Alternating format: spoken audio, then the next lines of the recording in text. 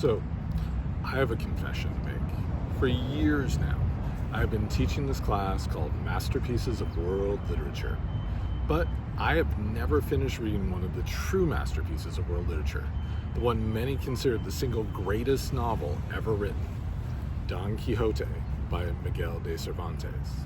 Now, if I turn this printed copy from its front to its side, you may start to understand why I've never finished it. Don Quixote is thick. So much so, it was published in two parts, the first in 1605 and the second in 1615. This edition that I'm holding in my hand is 942 pages. Yet, the thought of reading this thick book has appealed to me for years now, for decades now, honestly. It's so appealing, in fact, that I could call it a thick book with two C's. Plus, I will hopefully be one of the two Cerritos College faculty leading a study abroad trip to Spain this summer, and I will definitely want to teach at least excerpts from Don Quixote, as well as scenes from movie versions of it in my literature and film class there.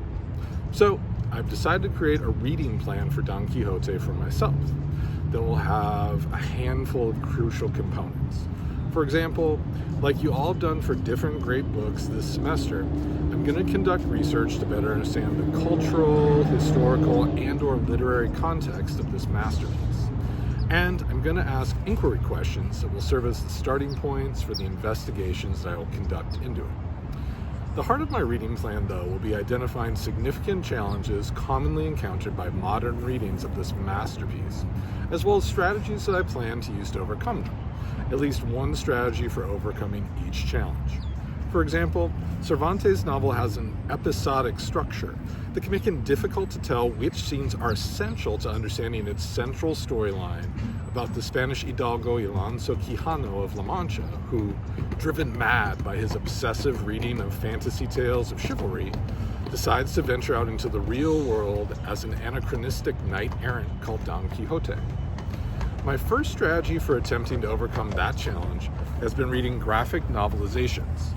The classics Illustrated Don Quixote, written by Samuel Abramson and drawn by Louis Zansky, and The Last Knight, written and drawn by Will Eisner, in the hopes of identifying the most essential scenes.